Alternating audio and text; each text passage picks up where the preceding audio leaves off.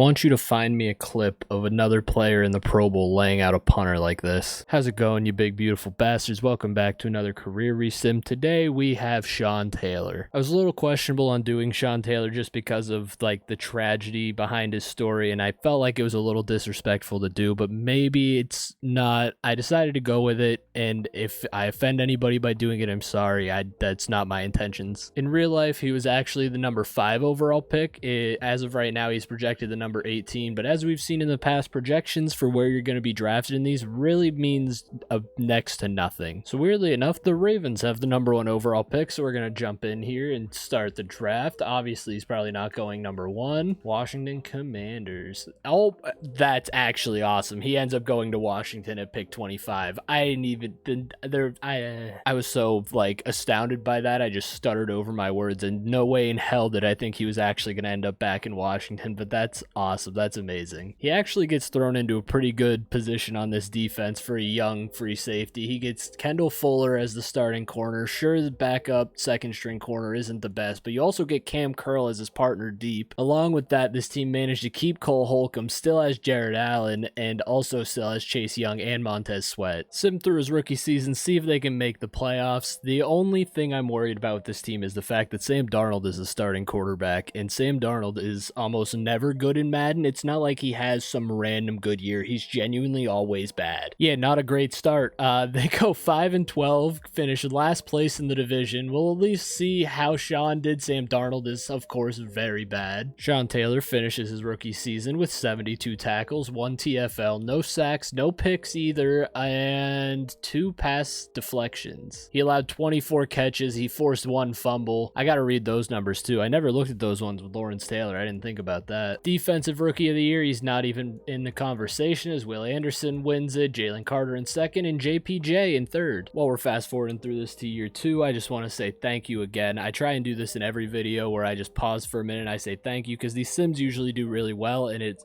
really encouraging. I love seeing it, so thank you guys. If you want, feel free to leave a like and subscribe down below too, but as I always say, that's your choice. You don't have to, and I'm not forcing you to. There's a chance, as Sam Darnold is gone and they drafted this guy Dennis Aldridge. They also got Mike Gesicki. Defensively, the team is basically the exact same, other than they got Taki, and Sean Taylor's up to an 83 and unlocked his X Factor. Cam Curl went up, Kendall Fuller went up, Jared Allen and Chase Young both also went up, so the team improved, which I give them a good shot at making the playoffs now with Sam Darnold not at quarterback. Okay, I was wrong to have confidence in this team as they go 8-9 and miss the playoffs, but to be fair, this entire division is pretty stacked, as the Eagles, Giants, and Cowboys all did great, leaving them in the dust. Dennis Aldridge is at least an improvement from Sam Darnold. Sean Taylor this season does get his first career interception, as he has 2 for 29 INT yards along with 72 tackles and 1 TFL, which I actually think are the same stats from last season. He also had 2 passes deflected again and 2 forced fumbles and 1 recovered. Obviously, I don't think that's Defensive Player of the Year, but we'll check just because, and it is Nick Bosa, who's on the Bears. Oh yeah, this team's getting better. Dennis Aldridge is up to an 80 at least, so like I'm giving the offense is definitely going to be better this season. Sean Taylor's also up to an 87 now, still having his X Factor. They also benched Taki after 1 season as they got Ojolari. Cam Curl also still here. Chase Young also still here. Basically, the defense is still the exact same. Move on to the playoffs and see if year 3 is the year they finally can make the playoffs. So, even though the offense improves, the team still sucks. They go 4-13 in year 3. Okay, Dennis really regressed this season. Sean Taylor once again finishes this season with 0 interceptions, but also 73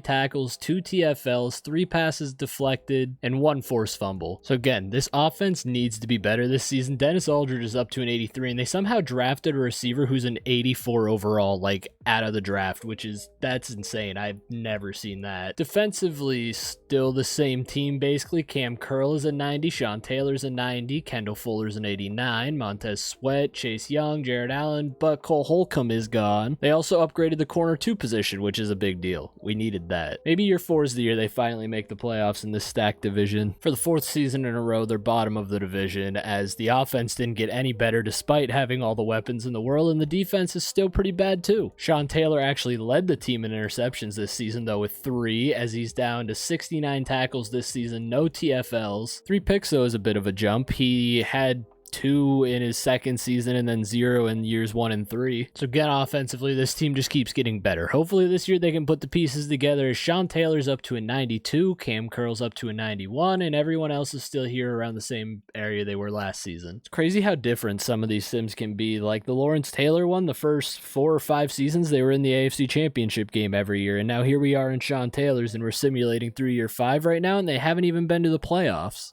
The team has done it. It took 5 seasons, but they're in the playoffs. It's not because of Dennis. Sean Taylor ends up finishing this season with 3 interceptions, 77 tackles, no TFLs, but 5 pass deflections, and no forced fumbles, actually. That's the first time he hasn't had one of those. So let's see what they can do in his first playoff game. He's actually number 19, which kind of bugs me. I never checked that to change him to 21, but it is what it is. We're 5 seasons in. There's no point in changing his number now. And this team is going to throw it all away in the wild card round. The season ends there, and they are not moving on as they lose 28-10 as Kyler Murray throws for 3 touchdowns. Sean Taylor ends up finishing the game with 4 tackles, no TFLs, no sacks, no INT, and no forced fumbles. So now we move on to year 6, where he has the potential to be a free agent and sign somewhere else. Not that that'll happen, because him being like a 90 plus overall, the team almost never lets them go, but maybe salary cap issues because they have Chase Young among other defensive stars. So as I said, Sean Taylor is still here. He's a 94 overall.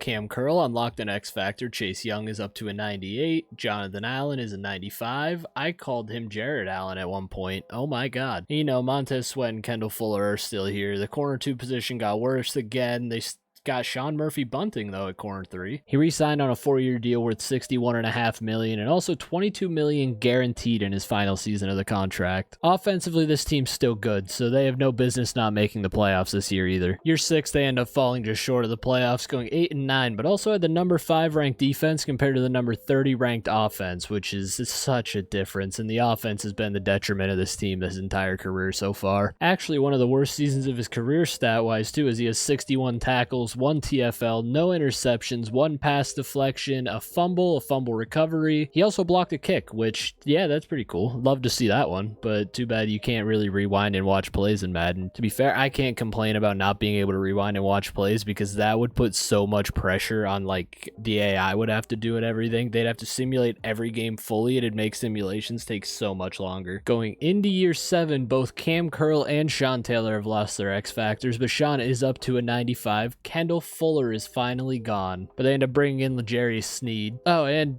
Jonathan Allen's gone too. De'Aaron Payne's now the starter. Montez Sweat and Chase Young are still here though. They brought in Devin Bush. Why do they still use that pitcher for him? That pitcher makes him look like he's just confused and lost. He honestly looks like he's high as a kite. And just like that, they miss the playoffs again, going 5-12. Once again, Sean Taylor finishes with no interceptions, 64 tackles, no TFLs, 3 pass deflections, no forced fumbles, no fumble recoveries, and he didn't even block a kick this year. Well, on offense, Terry McLaurin's gone. That's pretty upsetting. Couldn't even do anything for Terry. And now we're to the point where the corners have gotten really bad. The defensive line has gotten bad other than Chase Young. Devin Bush is still here. Sean Taylor's all the way down to a silver at a 96 overall, and Cam Curl's even starting to regress a little bit. So at this point, Sean Taylor has this season and next left on his contract extension, so after next season there's a chance he could leave, but it's not looking like he's going to. I hope he does. So the team actually did improve a little bit. They just missed the playoffs, going 8-9. They've been right on that border for a couple seasons now where they probably just missed the cut. Dennis Aldridge honestly had one of his best seasons so far, which is important as this team is trying to get better. Sean Taylor this season finally back in the INT column where he had 81 tackles, 0 TFLs, 3 passes deflected, 1 forced fumble, 1 fumble recovery, and no blocked kicks. I now have to look at that stat every time because he had one season. And Nick Bosa again for the Bears is Defensive Player of the Year, and Chase Young actually was 3rd. That's cool. Sean Taylor is still here at a 93 going into the last year of his contract. Cam Curl is up to an 89. I think that's down actually, and Chase Young is down to a 97 when he was a 99, and other than that it's a bunch of auto-generated guys around them on defense. Let's see if for Sean Taylor's last year on his contract they can make the playoffs. I don't like uploading them though when they're like this and there's genuinely no footage or anything. There's no gameplay. I guess we've had a couple, or I mean they made the playoffs once, but we didn't really get any gameplay from it, so we haven't even really got to watch any plays. Hopefully though he's still got some years left in the tank. It's only year 9. He's not going to retire retire yet, so there's still a chance to get some footage, because the Joe Montana one was like that, where he didn't do anything until like the very end, as I say, as they miss the playoffs again and go 5-12. Poor Dennis, man. Dennis is actually trying. He's putting up pretty good numbers. Now, defensively, Sean Taylor ends up with 2 picks, 1 TFL, and 72 tackles. He gets 1 pass defense, 2 forced fumbles, a fumble recovery, no block kicks, no safeties, no touchdowns. And now we move on to Sean Taylor's 10th season, where he has a chance to leave the team. Hopefully they don't re-sign him. I'm hoping he goes somewhere else where they have a good offense and they can get him into the playoffs and give him a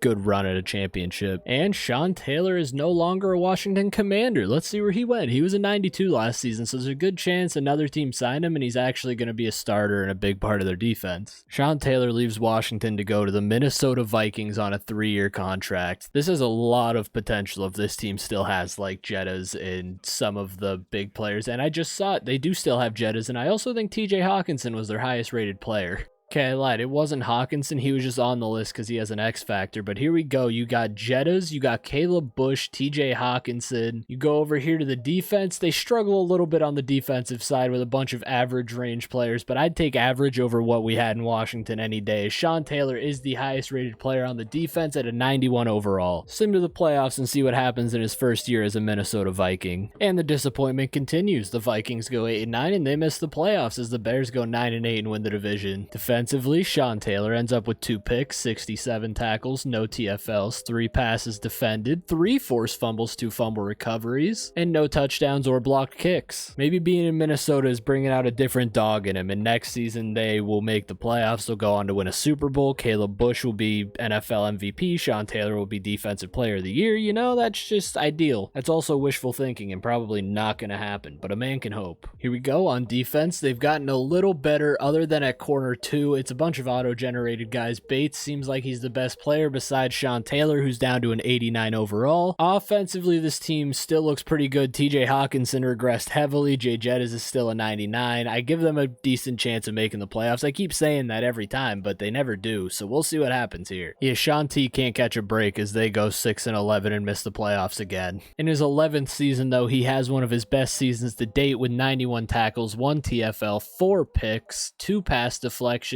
no forced fumbles or fumble recoveries this season, neither a block kick nor safety or touchdown either along the way. Defensively, the team got a little worse as Bates, though, is up to an 89. Sean Taylor's regressed down to an 86, but he did get his gold back. Offensively, I think this team did get a little better at every position but tight end, where they lost TJ Hawkinson. And they finish in last place in the division, going 6-11. Sean Taylor genuinely cannot catch a break. Hopefully he had a better season. I mean, Caleb Bush didn't even do bad. The team just couldn't win games. He ended up finishing this season with 72 total tackles, 2 TFLs, no picks, but 8 passes defensed and no forced fumbles either, so he didn't force any turnovers this season. Let's see if going into year 13, Sean T decides to call it a career, or if he decides to leave Minnesota or re-sign in Minnesota. Sean Taylor re-signs with Minnesota in year 13 on a 1-year deal worth $16.3 million. He is now also seen as a mentor/trade target vet, meaning he might still have a couple seasons if he's considered a trade target. They did it. Year 13, they finally make the playoffs. They go 9-8, barely sneak their way in, and this one last hurrah thing I'm assuming is for Sean Taylor. Oh, it's for Jettas. Okay.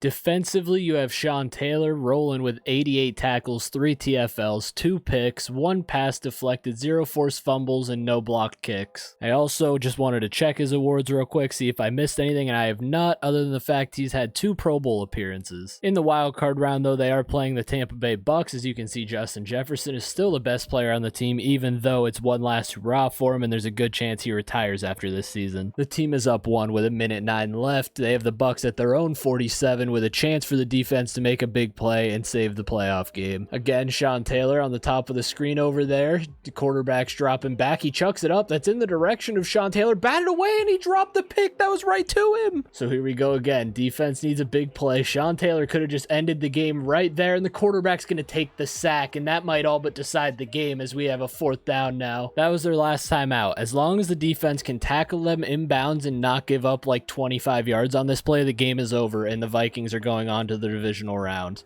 And the throw is incomplete, and it's picked off. Caleb Bush ended up throwing for 380 and 4 touchdowns. Defensively, Sean Taylor finishes the game with 7 total tackles, 1 TFL, no picks, and no forced fumbles or block kicks or safeties or touchdowns. In the divisional round, they play the Arizona Cardinals, the team that knocked him out the only other time he's been in the playoffs. So this game looks like it's going to be going into overtime here, and it does. Vikings get the ball first. The offense needs to put up points, and they have to punt right away. So let's jump in and see if this defense can hold and get the offense the ball back with a chance to win. You go quarterback, dropping back to pass again. It's actually a screen pass. Sean Taylor running up. He makes the tackle, but they get the first down barely. As you can see again, he's lined up deep back there at safety, and Allen keeps it. Sean Taylor makes the tackle. Couldn't force the fumble. The fumble would have been perfect. That is Josh Allen. Josh Allen's the Cardinals quarterback. Sean Taylor dropping deep into coverage. Josh is throwing over the middle, and the guy's wide open for the touchdown, and the game's over. In the game, Sean Taylor ends up leading the entire game in total tackles with 13. He has no TFLs, no picks, no forced fumbles, no block kicks, nothing else other than 13 tackles. And there you have it. Sean Taylor retires after 13 years in the NFL, and so does Justin Jefferson after 16 seasons. So I'm going to do some calculating, and then I'll get back to you guys with his stats and stuff, because I did remember to take a picture of it and everything this time. So I didn't take a picture to get his forced fumbles or passes deflected, which, stupid me, I got to remember that for next time. That's my fault, and I can't check the stats going back in Madden right now, but he ended up finishing with 959 tackles, 12 TFLs, and 19 interceptions. Crazy enough, he doesn't even make the Hall of Fame, which is tragic, but he does end up finishing his career with 959 tackles, 12 TFLs, and 19 interceptions. I didn't take a picture of forced fumbles, fumble recoveries, or passes deflected. Like I always say, if you guys did enjoy, feel free to leave a like and subscribe. It was a fun one. I will see you all later. Peace out.